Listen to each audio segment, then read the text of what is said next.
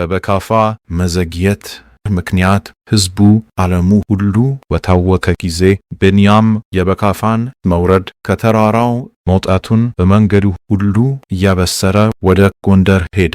ከቤተ መንግሥትም አልባሳትን፣ የንግሥና ልብሶችን አመጣለት። ሕዝቡም ዓለሙም እንዳይታወክ እንዳይንቀጠቀጥ አጽናና። ዘመዶቹም በወህኒ የነበሩት መሳፍንት ነገሩ ለእነርሱ እንዳልሆነ እንዳልተሳካላቸው ባዩ ጊዜ ያንን ነገር ተዉት። እንዲህም አሉ፣ እንዳይቀየመን እንዳይበቀለን ይማልልን። እርሱም ምሕረትን አደረገላቸው፣ አልተቀየማቸውምም። መጽሐፍ ስለ ክርስቶስ ሲሰድቡት አልተሳደበም፣ መከራም ሲያቀብሉት አልተቀየመም ብሎ የተናገረውን ያውቅ ነበርና በዚህ ሁሉ ሁከት ውስጥ ልቡ ከእግዚአብሔር እምነት መታመን የተነሳ አልተናወጠም ነበር። ንጉሥ በካፋም መጸለይ ጀመረ፣ እንዲህም አለ፣ አቤቱ እግዚአብሔር ሆይ አስበኝ። ደግሞም እንዲህ አለ፣ የኃያላን አምላክ ሆይ ኃይልህን አንሳ፣ እኛንም ለማዳን ና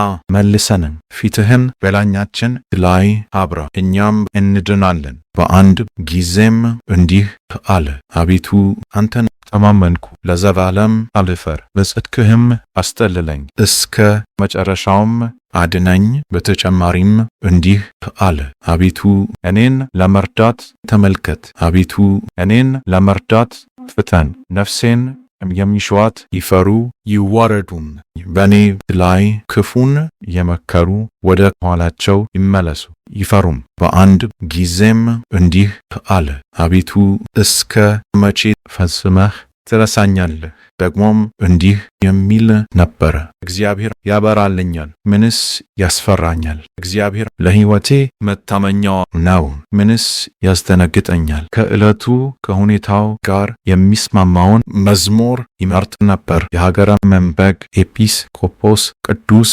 ፊልክስዮስ ልብን የሚያሳና መዝሙርን ምረጡ ብሏልና፣ ደግሞም ሁልጊዜ ወደ ቅድስትና ንጽሕት ድንግል ማርያም ወደ አምላክ ወላዲት ይመለስ ነበር። እንዲህም እያለ ይለምናት ነበር፣ በልቤ ውስጥ ያለውን ታውቂ ዘንድ እነግርሻለሁ፣ በስሟም ቤተ ክርስቲያን ይገነባ ያንስ ዘንድ ስለትን ተሰለተ።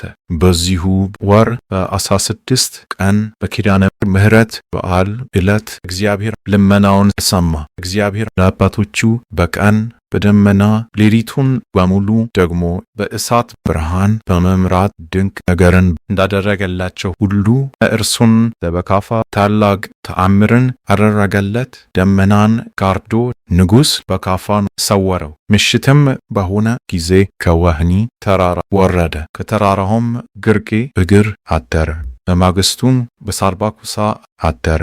ቅድስት በሆነች የመጀመሪያዋ ሰንበት ቅዳሜ ግንቦት 18 ቀን ወደ ጎንደር ከተማ ደረሰ። በግንቡ በቤተ መንግሥቱ ማህፈድ ውስጥ ገባ።